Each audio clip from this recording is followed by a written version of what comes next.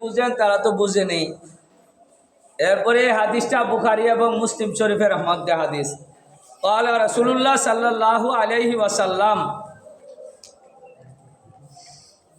আশাদ্দু ফারাহাম বিতাওবাতিন আবদিহি হিনা ইয়াতুবু ইলাইহি মিন আহাদিকুম কানা রাহিলাতুহু বিআরদিন ফালাত ফাং ফালাতাত মিনহু আলাইহা তাআমুহু ওয়া শারাবুহু ফাআইসা মিনহা ফাআতা শাজারাতান ফাআদতাজা ফি জিল্লিহা কাদ আইসা মির রাহিলাতিহি ফাবাইনামা হুয়া কাযালিকা ইজ হুয়া বিহা কায়মাতান ইনদাহু ফাআখাযা বিখাতামিহা সুম্মা ক্বালা মিন শাদ্দাতিল ফারহি আল্লাহুম্মা আনতা আবদি ওয়া আনা রাব্বুকা আখতা মিন শাদ্দাতিল ফারহি। আওয়াজ করে সুবহানাল্লাহ। হাদিসটা মানে এমন এক হাদিস, রাসূল পাক সাল্লাল্লাহু আলাইহি সাল্লাম বলেন, বান্দা গুনাহ করে তওবা করলে কেমন খুশি হয় একটু কথাটা শুনেন। রাসূল পাক সাল্লাল্লাহু আলাইহি সাল্লাম ইরশাদ করেন, আল্লাহর বান্দা যখন তার নিকট তওবা করে তখন আল্লাহ তাআলা ওই ব্যক্তি হতে অধিক আনন্দিত হয়। ওই ব্যক্তিটার থেকে তাহলে ওই ব্যক্তি কেমন আনন্দিত হয় ওই ব্যক্তিটা সম্পর্কে জানার দরকার আছে না নাই? ওই ব্যক্তির চাইতে আল্লাহ বান্দা যখন গুনাহ করে, গুনাহ করিয়া যদি আল্লাহর কাছে তওবা করে, ইস্তেগফার করে, অনুশোচনা হয়, অনুতপ্ত হয়, আল্লাহ তখন এমন খুশি হোক ওই ব্যক্তির চাইতে। ওই ব্যক্তিটা কি? ওই ব্যক্তিকে হাদিস শরীফে এসেছে, ওই ব্যক্তি সেই যে যারা আরব দেশে আছেন, যারা আরব দেশে মরুভূমির মধ্যে আছেন। কোথায় আছেন? মরুভূমি। মরুভূমির মধ্যে মনে করেন পানি নিয়ে গেছেন, খাবার নিয়ে গেছেন। কি নিয়ে গেছেন? কথা শোনেন, একটু কথা, একটা হাদিস শরীফ শুনেন। ভাগ্য জুটতো না যে হাদিস শরীফটা আপনি কামেল ক্লাসে গিয়া, বুখারীর ক্লাসে গিয়া আপনি বসবেন, শুনবেন, দর্শ নিবেন, সম্ভব হইতো না। আমি এখানে হয়তো মঞ্চে আপনাদের কাছে হাদিসটা বুখারী এবং মুসলিম শরীফের হাদিসটা শোনাচ্ছি। এক ব্যক্তি মনে করেন প্রচণ্ড রৌদ্রের মধ্যে, প্রচণ্ড রৌদ্রে পিপাসিত এবং খাবার মরুভূমির মধ্যে, মরুভূমির সাথে তুলনা দিছে আর কি হাদিসটা এরকম। মরুভূমির মধ্যে বাহন ছিল আগে, উট বাহন। ওই বাহনের মধ্যে পানি লইছে এবং খাবার লইছে, পানি আর খাবার। খাবার লইয়া ওই মরুভূমির মধ্যে গিয়া অবস্থান করতেছে। মরুভূমি, মরুভূমি তো বুঝেন যে শুধু পাহাড় আর পাহাড়, শুধু বালু আর বালু, আর ময়দান, বিরাট বড় ময়দান। আমি দেখছি গাড়িটা চলতেই রয়েছে, চলতেই রয়েছে, এত মরুভূমি। এই মরুভূমির মাঝে গেছে, যাওয়ার পরে এই অবস্থার মাঝে এই বাহনে খাবার এবং যে পানি নিছিল উটের মধ্যে, এই বাহন কি হয়ে গেছে গা, উধাও হয়ে গেছে, চলে গেছে। তাহলে লোকটা এখন যদি তার খাবার এবং পানি নিয়ে যা বাহন চলে যায়, তাহলে লোকটা হয়রান পেরেশান হবে কি হবে না?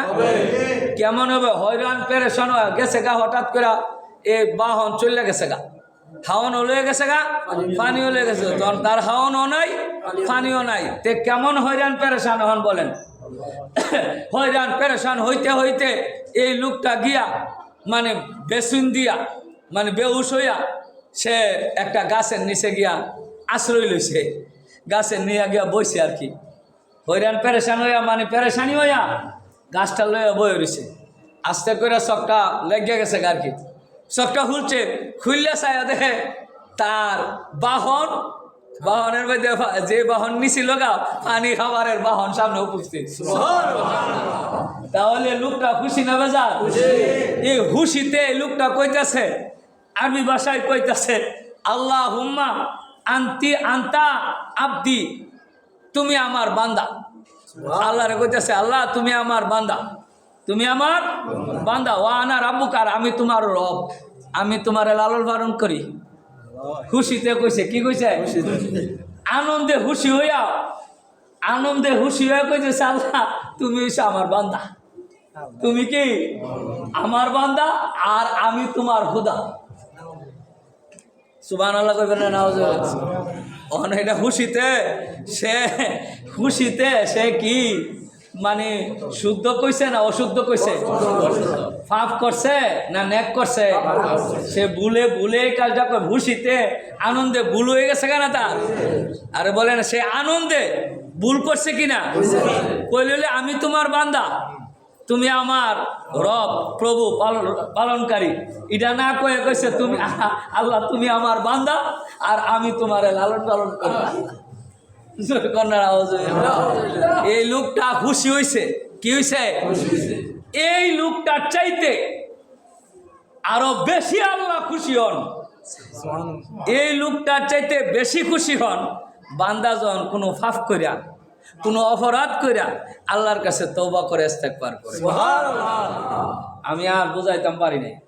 হাদিসটা যদি বুঝেন তাহলে বুঝবেন, আর যদি না বুঝেন তাহলে আমার তো বুঝানোর আর এর চাইতে ভালো ভাষা আমি আর জানি না।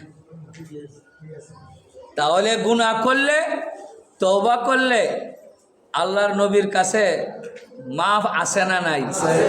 আল্লাহ মাফ করে কি করে না? আর বান্দার কাছে মাফ নাই।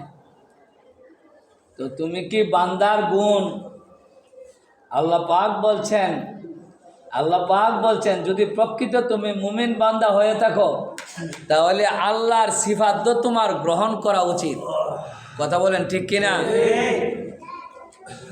একটা লোক যদি অপরাধ করে ক্ষমা চা, আর তুমি যদি বলে না ক্ষমা নাই, তুমি যদি আরো এনেরটা হেনে নাও হেনেরটা হেনে নয়, ডাইনেরটা বামে নাও বামেরটা ডাইনে নাও, ঘুরাইতে তাহ লাড়াছাড়ি করো, তাহলে তুমি এটা বুঝো তোমার কতটুকু জ্ঞান। যদি প্রকৃত ধর্মের জ্ঞান থাকতো তাহলে এই সমস্ত কাজ কখনো করতে না, কেউই করতো না। আমার আল্লাহ পাক বলেন, একটি কথা বলি আপনাদেরকে, আল্লাহর কাছে আমরা কতটুকু ক্ষমার আশা করি।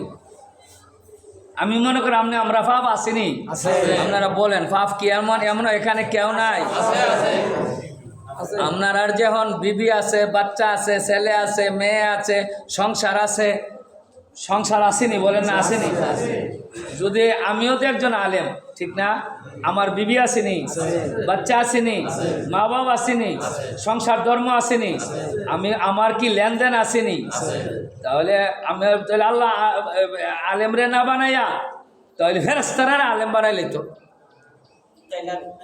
তৈলে আর হক লইলে না, ফেরেশতা বানাইলি তো আলেম, তাইলে তো ফাফ লইলে না। আলেমে ফাফও করব, ক্ষমাও চাইব। সুবহানাল্লাহ। গুনাহ যে হইতো না, বান্দা গুনাহ করবে, তওবা করবে, তওবা করলে আল্লাহ খুশি হয়।